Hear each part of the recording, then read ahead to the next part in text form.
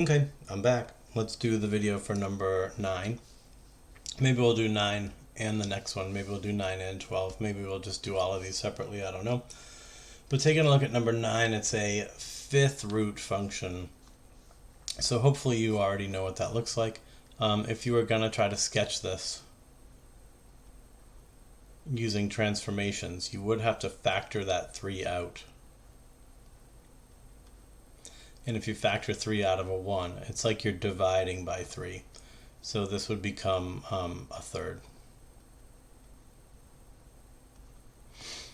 And so now you can sort of think this through. If you just had fifth root of x as your parent function, then hopefully you know that because the 5 is odd, you're going to end up with a graph that looks a heck of a lot like the square root function on the right hand side. But the square root function has no left hand side at all.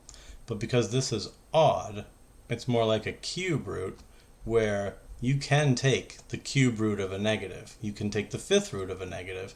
So we do get sort of the mirror image of this side. We end up with a graph that has odd symmetry. But this would be the rough sketch. And then what does all that mean in terms of these transformations now? Well, the 3 just serves as a dilation. It wants to compress the graph horizontally by a factor of 3, or to just dilate horizontally by a factor of a third. Either way, it's sort of a shrinking in, it's a compression. So that's going to have the exact same feeling as a vertical stretch. If I compress you horizontally, it has the same effect as almost stretching you vertically. But so there's the effect of the 3. Then the 1/3 kicks in, and we see that we just get pushed over to the right to 1/3. So hopefully that's something you guys can think through in your head, but of course, at least as you do your homework, you could always go to Desmos and look at your graph. And there it is. You can see that yes, we've got our little vertex point. It's just been pushed over to the right by a third. And you can't really tell, but maybe you can tell that the graph has essentially been vertically stretched by a factor of 3. Really what's happened, it's been horizontally compressed by a factor of 3. Or dilated by a factor of a third, however you want to think that through. But anyway, there's your graph. Is it 1-to-1? Yeah, because it passes the horizontal line test. That's really all I want you to be able to say about that. We're supposed to do the domain and range thing, I would think. And it's another boring one. Because for an odd root, the domain's R reals. And for an odd root, the range is R reals too.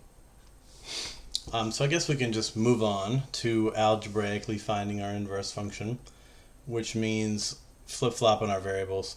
So f of x being the y variable becomes x.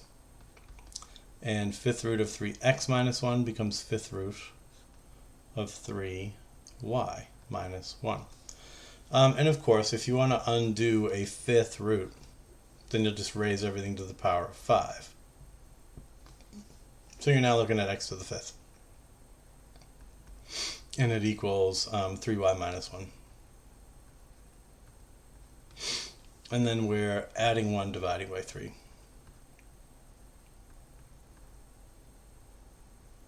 Sure, we can express it as division by 3. I don't know. I don't really like looking at it as division. I kind of prefer it as x to the fifth plus 1, just with a 1/3 coefficient on it. That'll be our inverse function. I don't know if I have a real preference between the 1/3 versus the division by 3. You guys do it either way. But obviously the one I think I prefer is the one I put a box around. Do we need any restrictions on our domain or anything like that? The answer should be no, because our domain of our inverse function should just be the range of the original, which was R reals. And it is. We're looking at a polynomial function where x is being raised to the power of 5. There are no restrictions on that guy's domain. It would be R reals. What about our range? This might be harder to picture, but if you guys understood what I said when I said this was a polynomial, then hopefully you'll remember that a polynomial that's being raised to the power of 5 is just one of these graphs that turns 4 times. So we might come up and then go 1 turn, 2 turns, 3 turns, 4 turns.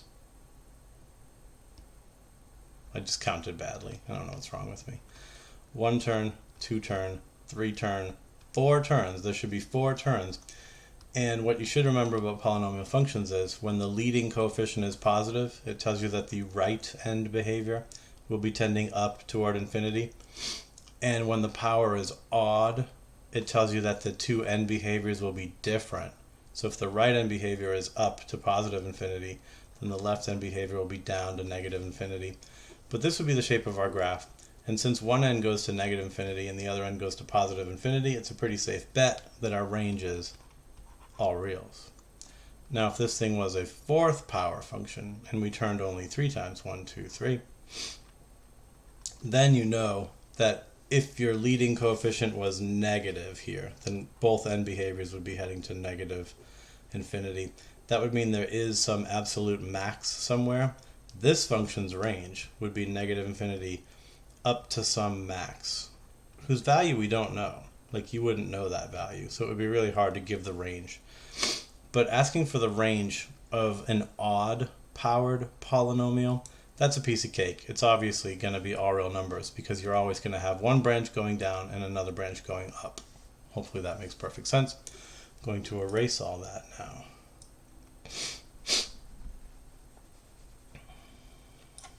All right. Again, just so you guys can picture it, 1/3 x to the 5th plus 1. Let's go to Desmos and enter this. 1/3 x to the 5th? I don't remember how this was. Yeah, x to the 5th plus 1.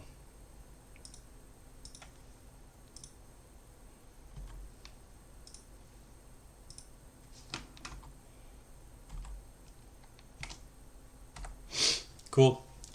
So that looks pretty cool, actually. We'd want to see y equals x. And you can see it running down through the middle. So it's pretty clear that those are reflected images of one another over that line y equals x. So I'm feeling pretty confident that we've got the right answer. Graphically, we can see that they are reflections of one another. Numerically, I could do the whole table of values thing again if you really wanted me to. Even if you don't want me to, I'm going to do it anyway. I can't do the... I have to hit the sprocket again. Then I can get my table. Then I could compare these. Pretty hard to actually reverse these. You can't really see it here. You'd have to enter this whole thing to see it happen, but you get the drift, I hope. What happens if I X this? Do I lose it forever? Yeah, that's annoying. So I don't know how to undo that. Oh, crud.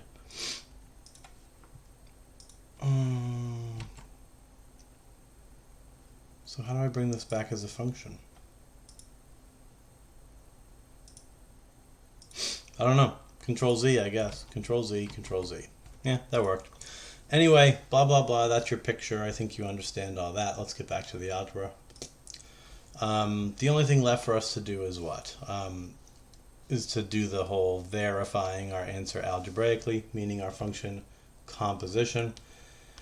But that too is something that hopefully is starting to feel like second nature to you guys. I don't think it's too tough. I'm going to go ahead and cordon off some space for the two compositions. And again, we'll start with f composed with f inverse. If f is the outer function, then we're going to be doing the 5th root of 3 times the entire inverse function minus 1 with all that under the radical. So the inverse function is 1/3 x to the 5th plus 1.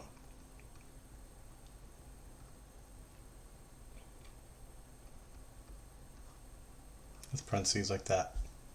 Yeah, sounds good. So looking at this, you can see the 3 would multiply into the 1/3. They would cancel. Then you'd have the plus 1 minus 1. Those would be able to cancel. because if we work this out a little bit, this is just going to now be an x to the fifth plus 1 with no more need for the parentheses. There's a minus 1 on the end, so we can see that those readily cancel out. Then we get fifth root of x to the fifth. And that's going to cancel out without any need for us to worry at all about absolute value or restricted domain, because the root that we're taking is an odd root. So there's no reason to restrict the domain. There's no reason to worry about absolute values. These just cancel out super cleanly and become x. And that's it.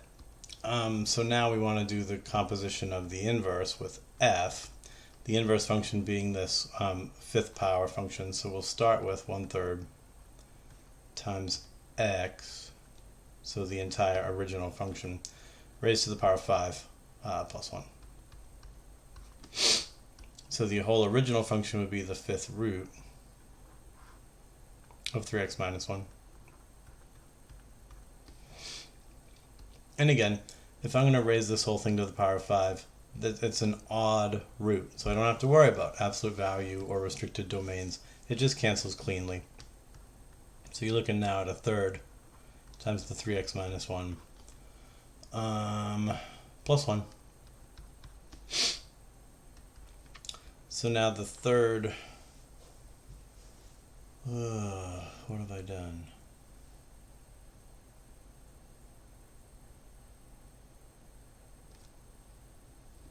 That'll cancel. Oh, okay, my bad. There's these outer parentheses that I'm kind of neglecting. So those outer parentheses, if you want to think of them as brackets.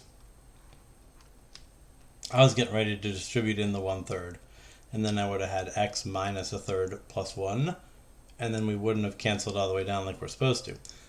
But we actually have to resolve the inside a little more first. That's my bad, just a silly mistake on my part. But these parentheses, again, are basically meaningless. We can cancel the -1 with the 1. Then we land on 1/3 times 3x, which cancels nicely. The 1/3 cancels with the 3, and we land on plain old x. So that proves it.